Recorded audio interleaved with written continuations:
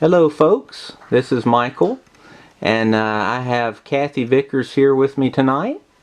Kathy, thank you so much for being here. Well, thank you for asking. You're welcome. So I understand that you are not currently working anywhere at this moment. That's right, I'm not right now. What did you do for a living? I worked in accounts receivable from the time I was 18 until my late 30s. Okay, that sounds like a pretty rewarding job. What did you do? Well, it was interesting, shall we say. Mainly dealt with customer accounts and talked to customers quite often. Mm-hmm. And that's mainly it. Just, the plus and minuses. Oh my goodness, better you than me. There's no way I could deal with customer accounts. That seems like that'd be kind of hard. Well, it didn't have algebra involved, so that was okay with me. Uh-huh. Yeah. Yeah, I'm definitely not a math person, so. Were you good at math in school? No, actually, I was not. I was terrible at math.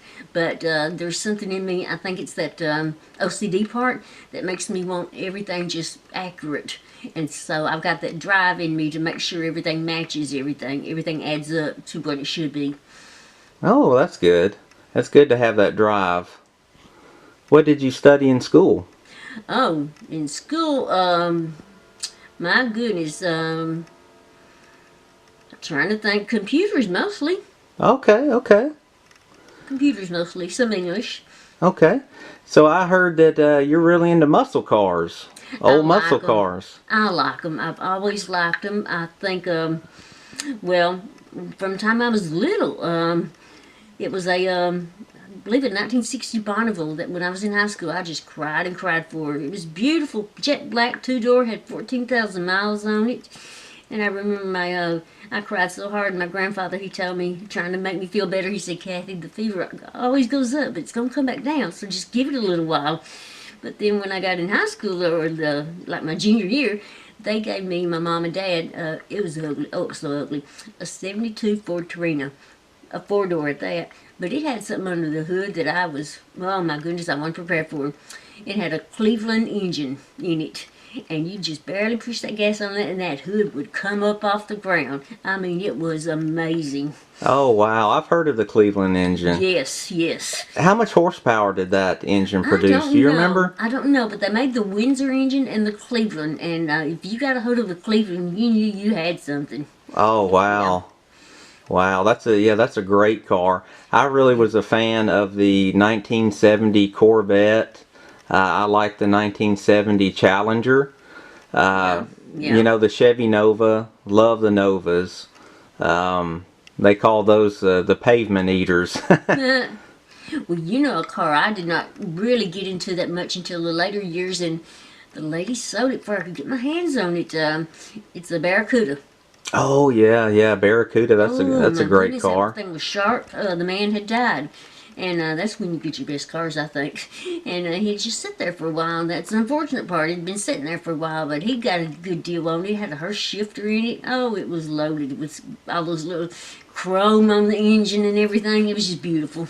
Oh wow. Yeah. How much was he asking for it? Do you Well, remember? that's just it. His wife sold it before I even realized she was getting rid of it. So I don't even know. I don't Okay. know. I'm sure she wasn't in the car, so I'm sure it wasn't much. Okay. Yeah. Now that's a beautiful car though. The Yes. Barracuda. That and the Mustangs though, those Mustangs still do something to me. Yeah.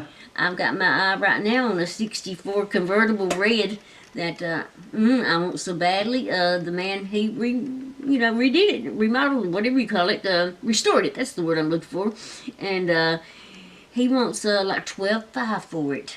But it's beautiful candy apple red, and it's been done by a good painter, someone, a professional painter. It wasn't one of them blow jobs like people sometimes get involved in. Mm-hmm. But the interior's been redone. It's black, and it's got 80 something, we think, original miles on it. We don't really know, but it starts on every crank. Oh wow. It's in the garage, not too far from my house, actually. I just don't ever tell where it is because I'm afraid somebody else will go by it before I can. I love the Mustang. Yeah, the 64 and a half was a great Mustang. Yeah. It really, I mean, that's an American legend there. Yes, yes. And you know, you find them just about all prices. One that's in fairly good shape usually is around the $15,000 range, something like that. So, and you get on into those Mach 1s, and oh, you're really looking money then. Oh yeah, I've seen some of the regular 64 and a halfs. I mean, those can go $100,000. Some of them. Yes, I've seen them on that channel where they auction them off. Oh goodness! And there's this one channel, I don't even remember the name of it, but it just thrills me. They go out into a junkyard and they look at all these cars. Which one are we going to restore? And they'll pick the ugliest one. It'll be full of snakes and all this old stuff. And they'll pick that one and they'll take it back to their shop. And it's amazing what they can do with that thing. It looks brand new by the time they get through with it. Have you seen that channel? What's the name of it again? I can't remember. I want to say Grease Monkey or something Grease. I'm not sure. It might be, yeah, it might be Grease Monkeys. I'm not sure. There's so many of them now. You know, Netflix has, you know, about 100 of them. So yeah, they take Corvettes. I mean, that you never know what they're going to get their hands on. yeah. Yes, it's a very interesting channel though. Well, Kathy, let me ask you this: where would you recommend somebody go to buy, say, like a muscle car around here? Do you know of any good places? No, I don't. I sure don't. It's all just a word of mouth usually. And I mean, you can get them, you see them advertised on the internet all the time, like an auction, but those are the real expensive ones. I mean, very expensive.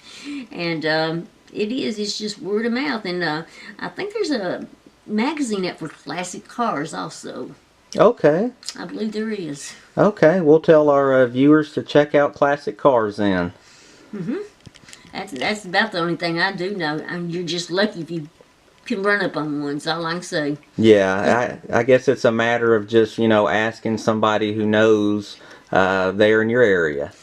Yes, because it's hard to put a value on the things and all, and sometimes I've even watched them on that Palm Stars. They don't even know the value, and they can't even find the value. They have to resort to asking someone else, and so it's just hard to put a price on those things. Okay. Well, Kathy, I really appreciate you coming down tonight. Did you want to talk any more about cars or accounting or? No, I believe we set it off. Okay. Well, we really appreciate it. Thank you very much. Well, thank you.